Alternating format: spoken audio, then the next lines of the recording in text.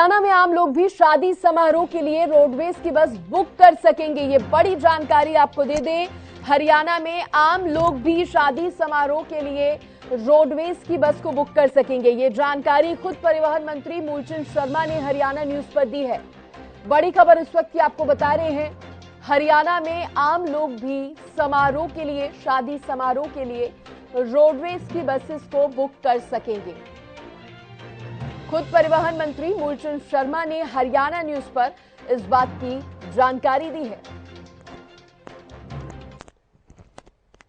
अब हरियाणा रोडवेज की बसों को शादी समारोह में आम आदमी भी ले जा सकेंगे। इसके लिए परिवहन विभाग की क्या पॉलिसी है, इस पर बातचीत करने के लिए हमारे साथ परिवहन मंत्री मूलचंद शर्मा है।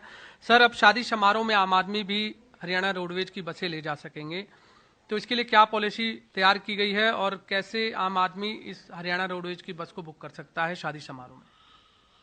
जो हरियाणा रोडवेज के परिवहन के जो नियम है उसके तहत कोई भी आदमी किसी कार्यक्रम हो, शादी हो, समारोह हो, सामाजिक हो, उसके लिए हरियाणा रोडवेज की बस ले सकता है। और हरियाणा रोडवेज जो क्राइटेरिया है उसी के तहत हम देते हैं। जो भी सरकार के नियम है, नियम के तहत कोई शादी है, कोई सामाजिक दूसरे कार्यक्रम में हो, जैसे कि कोई दूसरे भी कोई धार्मिक कार्यक्रम होते हैं, सरकारी कार्य, सबसे हम एक नियम के तहत ही पैसे लेते हैं। उससे क्या है कि शादी ब्याह के लिए नई बस हमारी लग्जरी आई है, एसी बस हैं, इस तरह की बस भी कोई लेगा। जो भी हमारा क्राइटेरिया होगा कि स्टेट से बाहर होगी या स्टेट में होगी, उस सब क्राइटेरिया के तहत हम बस देने का काम करते हैं। तो ये बसें केवल हरियाणा तक ही ले जा सकेंगे या फिर अन्य राज्य में भी ले जा सकेंगे? नहीं, मैंने कहा जहाँ तक अगर दूसरे यूपी, पंजाब कहीं ले जाना चाहता है, शॉर्ट टर्म जो परमिट है वो लेके ले जा सकता है।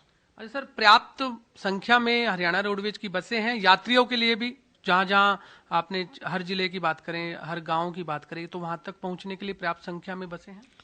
हरियाणा के इतिहास में जब से हरियाणा बना है, सबसे बड़ा हरियाणा रोडवेज का बेड़ा है और पर्याप्त मात्रा में बस है। जब पर्याप्त मात्रा में बस होते तभी शादी समारोह के लिए बस दी जाती है। बस अपने पास होनी, शादियों में बस में उसका कोई महत्व नहीं है।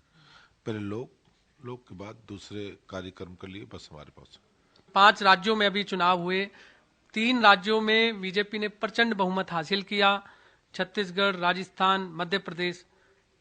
किस तरह से देखते हैं, कौन सी नीतियां ऐसी कामयाब रही जिनसे इन राज्यों में सरकारें बनी और हरियाणा में इसका क्या असर?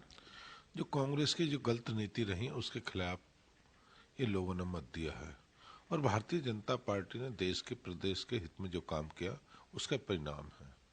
और मुट्ठी भर लोग हैं जो इस तरह की बात करते थे, कांग्रेस आएगी फलाने।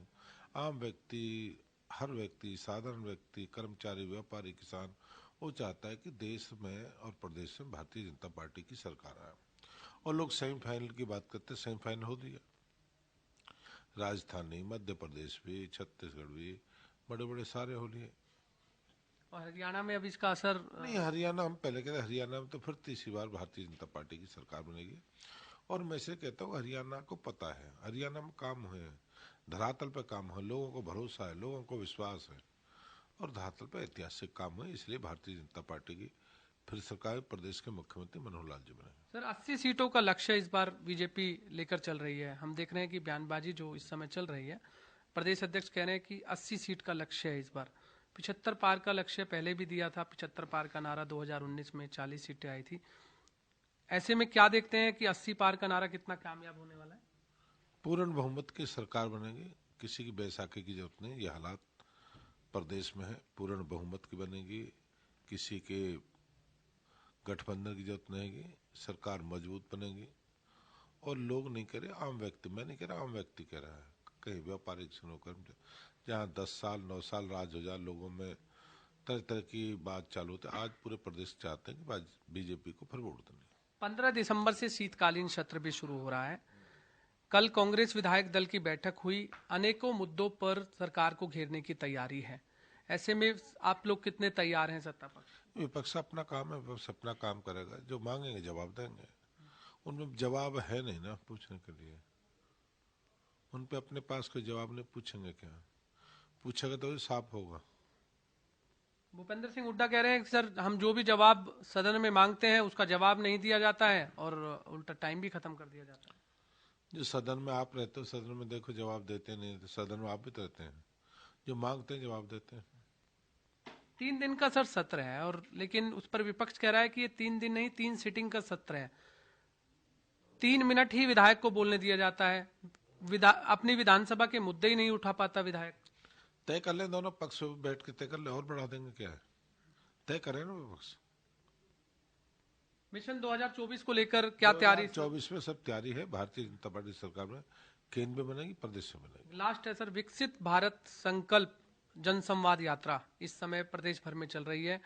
उस यात्रा का कितना असर आप देख रहे हैं, और जो केंद्र और प्रदेश सरकार की जन कल्याणकारी नीतियां हैं उसको अंतिम व्यक्ति तक पहुंचाने में इस यात्रा का क्या लगता है कि कितना कदम बढ़िया? नहीं, बहुत बड़ा योगदान है। केंद्र प्रदेश जो काम हो रहे हैं, जिनकी जानकारी आम व्यक्ति को मिलती है, आदमी को जानकारी नहीं, और सारी जानकारियां केंद्र प्रदेश को मिलती हैं और जिससे आम व्यक्ति तक पहुंचती हैं।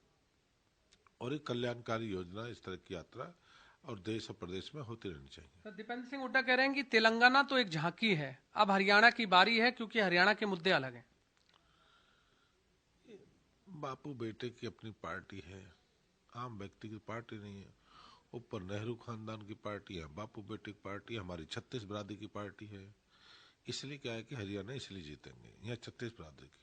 बहुत बहुत धन्यवाद। आपने सुना हरियाणा के परिवहन मंत्री मूलचंद शर्मा, जिन्होंने साफ तौर से कहा कि तीसरी बार हैट्रिक जो है हरियाणा में लगने वाली है, और मुख्यमंत्री मनोहर लाल खट्टर के चेहरे पर जो है तीसरी बार हरियाणा में सरकार बनेगी। कैमरामैन राजेश के साथ गुलशन ग्रोवर, चंडीगढ़।